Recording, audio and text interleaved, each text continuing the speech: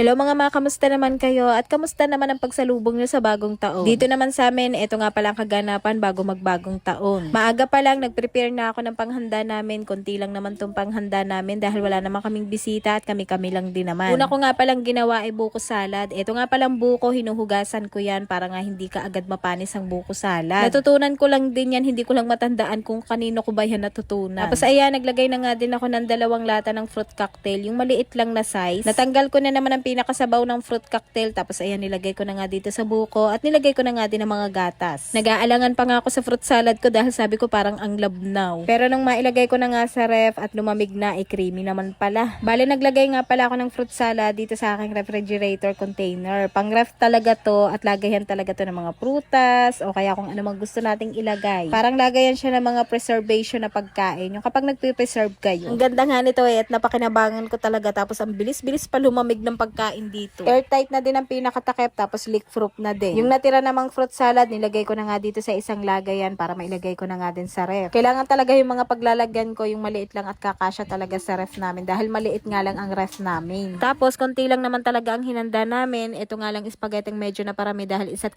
kilo nga ang naluto ko. Dapat pala 1 kilo lang. Hanggang ngayon nga parang hindi pa rin nababawasan ng spaghetti namin dahil mas mabenta talaga yung fruit salad. Pagkatapos ko nga gumawa ng salad, nagluto naman ako ng pasta noodles para spaghetti sauce na lang ang lulutuin ko. May nakapagsabi nga sa akin na dapat daw na uunang lutuin ng spaghetti sauce. Kaya lang nasanay na talaga ako na inuuna ko ang noodles bago spaghetti sauce. At ayun nga, pagkatapos kong lutuin ng pasta noodles, sinunod ko naman tong graham. Nahuli nga tong graham dahil sa kapangalang nakabili ng mangga ang asawa ko. Wala kasing mabilhan dito sa amin kaya naghanap pa siya ng mabibilhan. Tapos 2 piraso lang din naman ang nabili niya pero okay lang din naman dahil malaki din naman ang mangga. Tapos 2 balot lang din naman na graham ang ginawa ko. Maaga pa lang talaga nag-asikaso na ako at nagluto na ako ng panghanda namin para ang aantayin na lang ay 12:00. Para kako pa chill-chill na lang ako habang inaantay ang 12:00 at bagong taon. Tapos eto nga, takatapos na ako sa paggagawa ng graham kaya niligpit ko na nga itong mga kalat dito sa lamesa ng mga pinaggamitan ko. Tapos eto nga, nagluto naman ako ng spaghetti sauce. 1.5 pas na noodles ang niluto ko, tapos yung pinaka-spaghetti sauce 2